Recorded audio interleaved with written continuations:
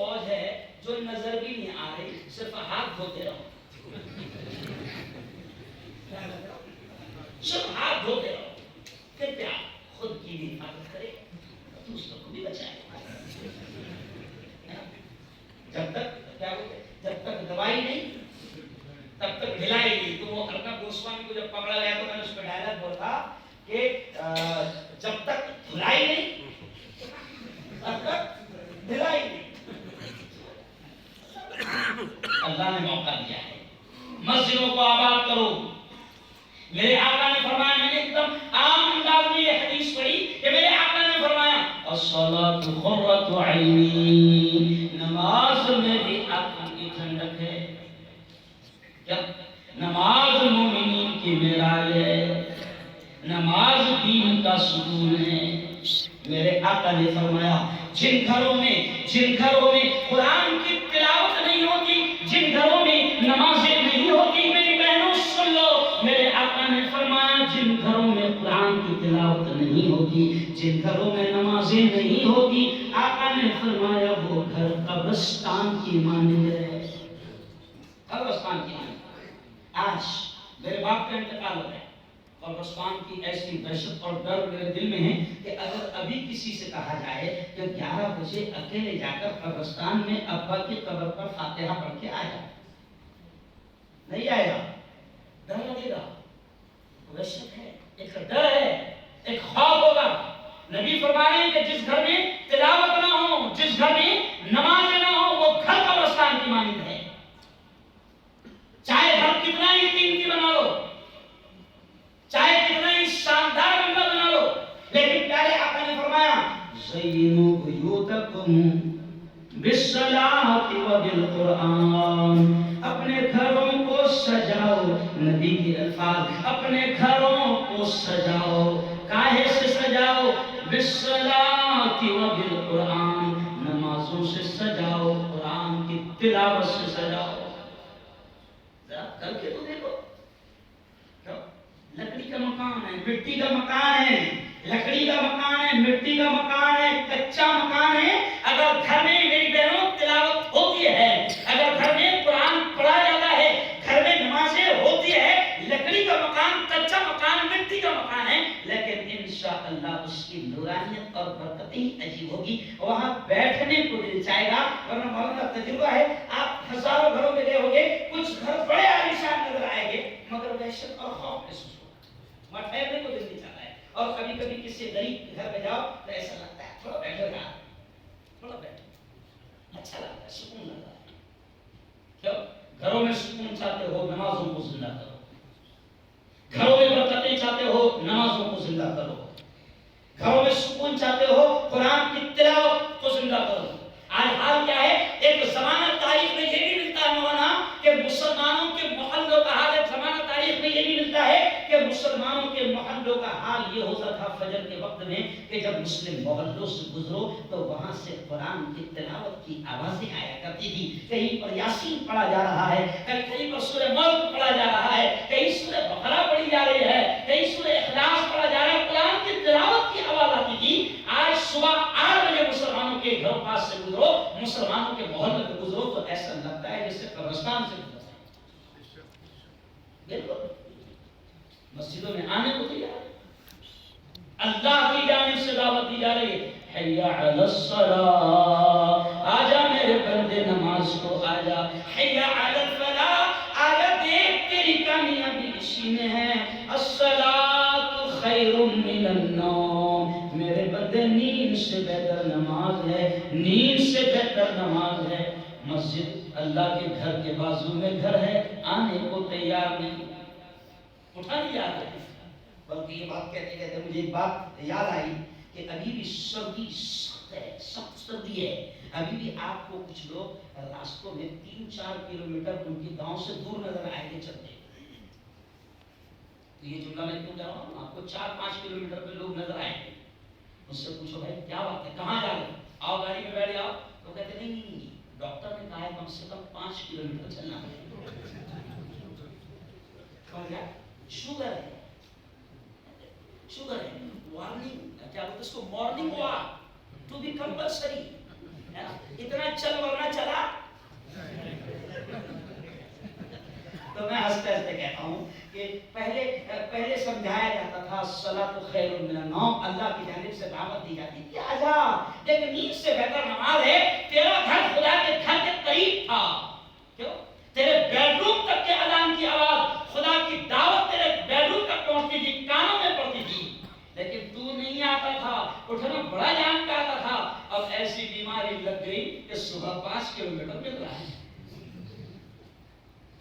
میں تو اس لیے ہنستے ہنستے کہتا ہوں کہ او مسلمانوں، اللہ کا معاملہ یہ ہے انسانیت سے مان لو، ورنہ منوانا بھی مان لو، ورنہ منوانا بھی جانتا ہے.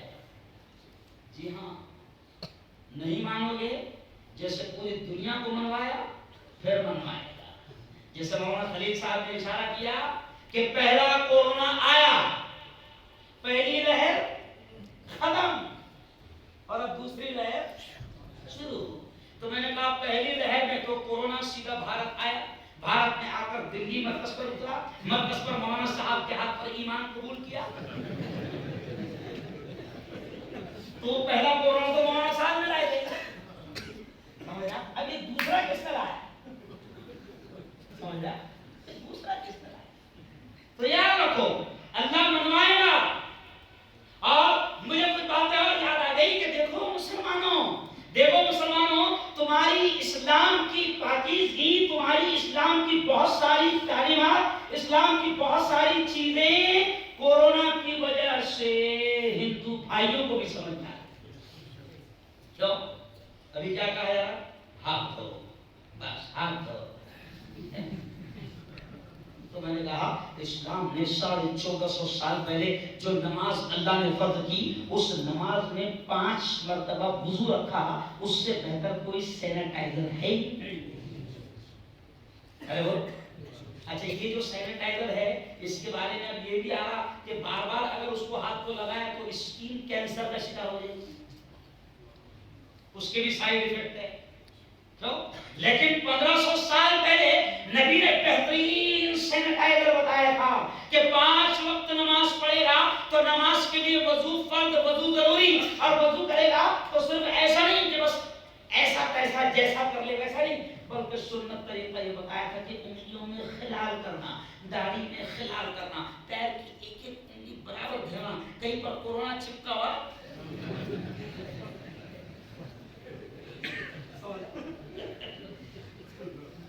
اب اس سے بہترین سینیٹائزر مسلمان سمجھنے کو تیار، لیکن ہندو سمجھ گئے. اور جب میں برہان پور مدھیہ پردیش میں تھا تو وہاں کا جو چیف ہیڈ ہے ہاسپٹل کا، وہ کہنے لگا، ہنستے ہنستے کہنے لگا، جب میری گھر والی آئی اور میں تھوڑا ماسک نیچے تھا تو اس نے مجھ سے کہا صاحب تھوڑا سا ماسک اوپر کر لیں.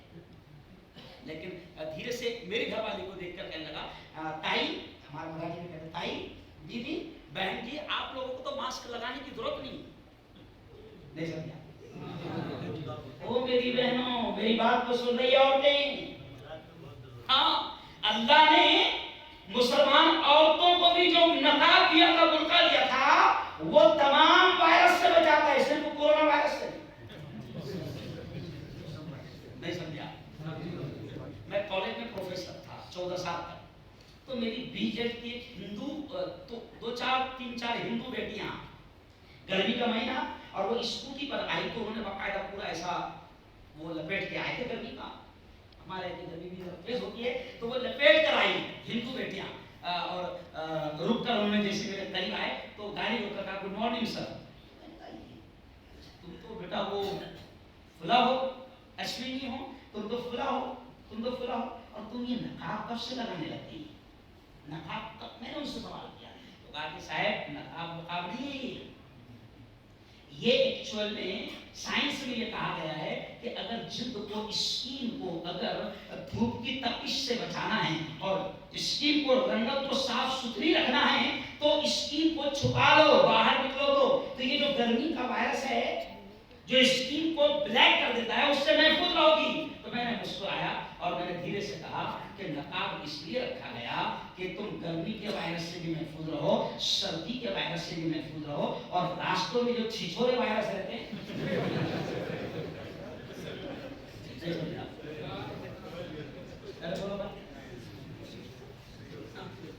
تو آج ملک میں بلکہ ایک اور اہم بات یاد آ گئی، آج ملک میں حالات خراب ہیں۔ آپ دیکھیں کہ 8 سال کی 7 سال کی درندگی اور حیوانیت کی انتہا ہو گئی۔ شرم آتی ہے یہ مائک پر کہتے ہوئے بھی کہ درندگی اور حیوانیت کی انتہا ہو گئی کہ 6 سال اور 5 سال کی معصوم بچیوں کا بلاత్కాر، ان کی عزتوں سے کھیلا جانا اور ان کا مرڈر، ان کا قتل کر دیا جانا، اور بیٹیاں محفوظ نہیں ہیں، بیٹیاں محفوظ نہیں ہیں۔ ارے آج ملک میں پارلیمنٹ میں بیٹھنے والے ہندوؤں کو بھی سمجھ میں آ گیا، اور مہاراشٹر کے ہمارے ایک نیتا نے، منشے کے نیتا راج ٹھاکرے نے یہ کہا کہ اگر ملک کو، اگر بیٹیوں کی حفاظت چاہتے ہو، بیٹیوں کو بچانا چاہتے ہو، اور ملک سے ریپ ختم کرنا چاہتے ہو، تو اسلام کے قانون کو لاگو کرو۔ یہ میرے جملے نہیں ہیں، راج ٹھاکرے کے جملے ہیں۔ راج ٹھاکرے نے کہا کیوں تم کوئی قانون ہی نہیں بنا رہے؟ میں نے کہا کہ مجھ سے پوچھا گیا ایسے نیتا آپ کیا چاہتے ہیں؟ میں نے کہا زنا پر باقاعدہ پھانسی کا قانون لایا جائے، لیکن مسئلہ یہ ہے کہ پھانسی کا قانون اگر لا دیے تو پھر آسان کو کیا کریں گے؟ نہیں سمجھا؟ کیونکہ اپنے بڑے بڑے روم کائے ہیں اندر، کون سے کیس میں؟ ارے سمجھ گئے بھائی، اسی دو کیس میں۔ لیکن آج غیروں کو سمجھ میں آ رہا ہے کہ بیٹیوں کی اگر حفاظت چاہتے ہو تو اسلام کا قانون لاؤ۔ تو یہ تو سزا والی بات ہوئی، لیکن میری بہنوں، میری بیٹیوں جو میری بات کو سن رہی ہو، اسلام نے تمہاری حفاظت رکھی ہے پردے میں، اسلام نے تمہاری حفاظت رکھی ہے نقاب میں۔ کسی نے جملہ کہا تھا، بڑا اچھا میرے ذہن میں آ گیا، کسی نے جملہ کہا تھا، میں میری بہنوں سے کہہ رہا ہوں، عورتوں سے کہہ رہا ہوں کہ تم نقاب میں رہو، دنیا اوقات میں رہے، لیکن تم اپنی اوقات کو چھوڑو نا، تم بے حیائی مت اختیار کرو، تم بے شرمی مت اختیار کرو، تمہارے لباس سے ایسا لگے کہ کوئی مسلمان عورت جا رہی ہے۔ اور میں بڑی ذمہ داری کے ساتھ یہ کہہ سکتا ہوں کہ جب میری کوئی بیٹی، مسلمان عورت، مسلمان بہن جب نقاب پہن کر پورے حجاب اور پورے پردے کے ساتھ نکلتی ہے، تو میں اللہ کے گھر میں بیٹھ کر یہ کہہ رہا ہوں کہ راستے پر کھڑے رہنے والے شہید کو بھی یہ لگتا ہے کہ یہ با عزت عورت جا رہی ہے، عزت دار عورت جا رہی ہے۔ اور جب آپ خود ہی اگر بے نقاب رہو گی تو آپ دعوت دے رہی ہو، آپ گناہوں کی طرف دعوت دے رہی ہو۔ آج بہنیں سن رہی ہے تو میں ان کو بھی یہ پیغام دے رہا ہوں کہ خود بھی پوری طریقے سے حجاب کو اختیار کرو، اللہ نے اس میں دنیا کی بھی حفاظت رکھی ہے اور آخرت کا بھی انعام رکھا ہے۔ اپنی چھوٹی چھوٹی بچیوں کو تیار کرو، اور میں پھر یہ بھی کہہ رہا ہوں کہ یہ ساری تعلیمات اسلام کی ہے، اور اسلام نے جتنی تعلیمات بتائی ہے اگر اس کو اختیار مسلمان کرے گا، مرد ہو، عورت ہو، بزرگ ہو، جوان ہو، بوڑھا ہو، اسلام کی تعلیمات کو اختیار کرے گا، دنیا کا بھی فائدہ، آخرت کا بھی فائدہ۔ جی ہاں،